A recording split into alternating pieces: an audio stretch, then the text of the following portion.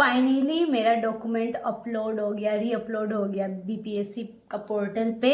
And किससे मैंने attested करवाया एंड क्या मुझे प्रॉब्लम आई, ये सारा मैं इसी वीडियो में डिस्कस करने वाली हूँ। So stay tune.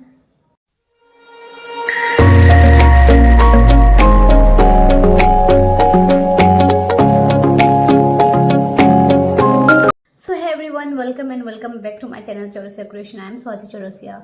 सो जैसे कि मैंने स्टार्टिंग में ही बताया था कि मेरा बीपीएससी टीआरई 3 में बहुत डाउटफुल कैटेगरी में मैं थी एंड बहुत ज़्यादा टेंशन इस बात का था कि कब हम लोगों को दोबारा चांस मिलेगा री अपलोड का। जैसे कि 9 मार्च को प्रोविजनल ज्वाइनिंग लेटर मिला बहुत लोगों को, जिसका डीवी सक्सेसफुल हो गया था।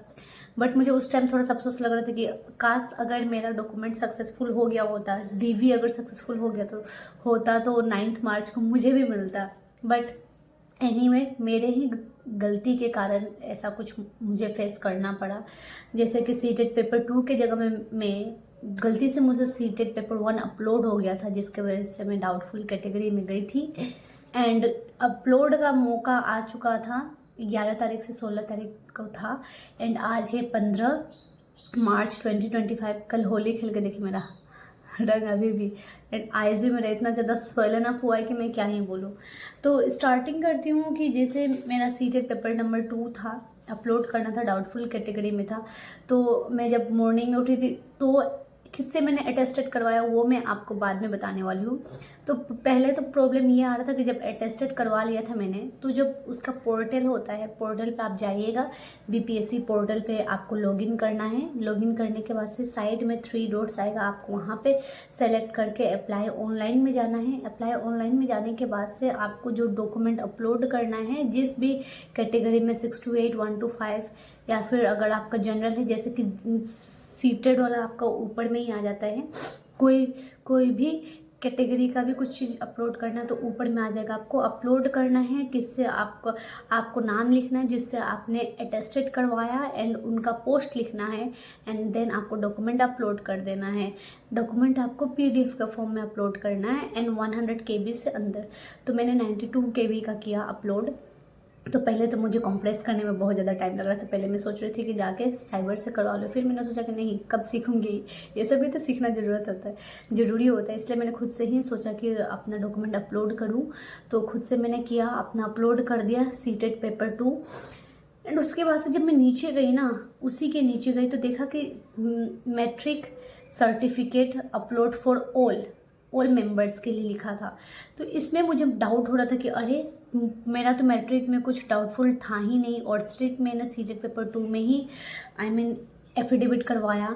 तो अब उससे क्या होगा, अटेस्टेड करवाया, तो फिर अब आगे मुझे मैट्रिक पे भी अटेस्टेड करवाना पड़ेगा क्या, इस चीज़ को लेकर मुझे डाउट था। बट फिर मैंने बहुत जगह देखा, ऑलमोस्ट 2 घंटा लगा मुझे एक डॉक्यूमेंट अपलोड करने में, क्योंकि मैं पूरा पोर्टल पे सर्च कर रही थी कि ऐसा कुछ है क्या। बोला चला गया, ऐसा कुछ है क्या। बट ढूंढते फाइनली बालाजी अड्डा सेंटर करके एक है चैनल, वहाँ पे वो सर बता रहे थे कि जो आपका मैट्रिक वाला ऑप्शन दिया है, वो जिसका मैट्रिक डाउटफुल है, जो भी कैटेगरी 1 to 5, 6 to 8 या फिर PG 9 to 10, 11 to 12, जिसका भी अगर डाउटफुल कैटेगरी है मैट्रिक में, वो जाके उसमें अपलोड करेंगे। तो उसी चीज़ को लेके मुझे टेंशन था, बट वैसा कुछ हुआ नहीं है, आराम से मेरा। तो मैंने सिर्फ सीटेड नंबर पेपर 2 का ही अपलोड किया। अब बात करती हूँ कि अटेस्टेड का टाइम में क्या हुआ। तो अटेस्टेड मैंने अपना ही बड़े भैया से करवाया, क्योंकि वो एक मेडिकल डिपार्टमेंट में हेड पोस्ट पे है, तो मैंने उनसे करवाया। एंड 2 दिन पहले ही वो आए थे, परसों रात को आए थे। तो मैं भाभी को पहले बोल दी थी कि जब भैया आएंगे तो उनको बोल दीजिएगा कि स्टम्प लेके आने के लिए, क्योंकि मुझे उनका उनसे अटेस्टेड करवाना है। तो वैसे ही भैया लेके आए थे एंड मेरा जो डॉक्यूमेंट है सीटेड पेपर नंबर 2 में, वो ये अटेस्टेड हो गया। यहाँ पे आप देख सकते हैं अटेस्टेड हो गया। अटेस्टेड, उसके बाद से नाम है, फिर डेट है एंड उसके बाद से उनका स्टम्प है। आप किसी से भी करवा सकते हैं, बहुत लोगों का ऑप्शन है। हाई स्कूल का प्रिंसिपल, जैसे कि बहुत लोगों ने पहले भी ऑलरेडी बताया हुआ है। तो मुझे जहाँ तक लगता है कि बहुत लोगों ने अपलोड ऑलरेडी कर दिया होगा, मैं ही एक लेट हूँ। आज 15 तारीख है, कल लास्ट डेट है।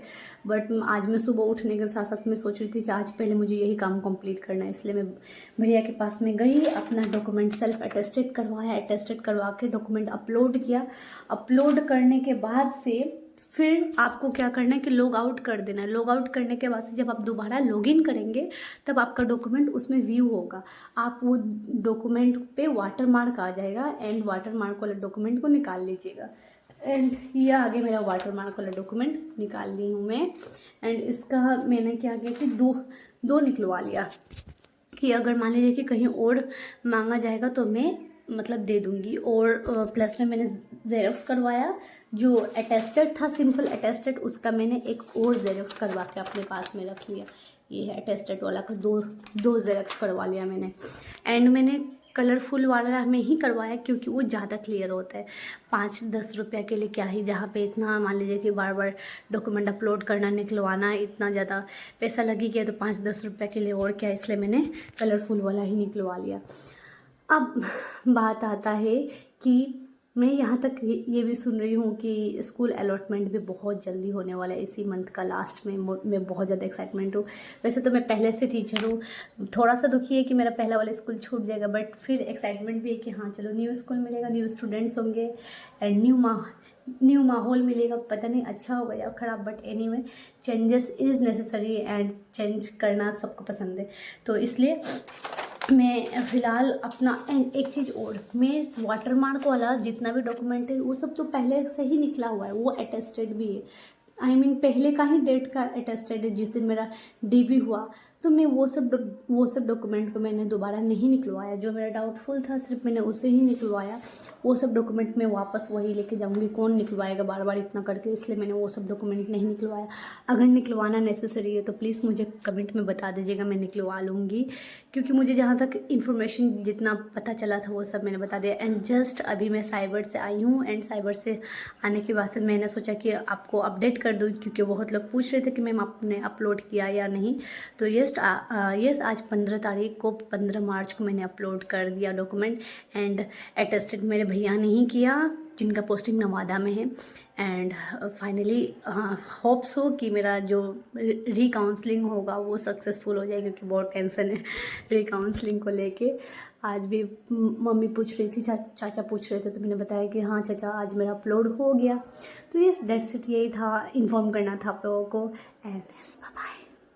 एंड हाँ, अगर मैं आपको पूरा अपडेट भी करने वाली हूँ जब मैं जाऊँगी टीवी में, सारा चीज़ मैं दिखाने वाली हूँ, बताने वाली हूँ। तो मेरे चैनल को सब्सक्राइब कर दीजिएगा, लाइक कर दीजिएगा, मेरे वीडियो को ज़्यादा से ज़्यादा शेयर कर दीजिएगा। Bye bye.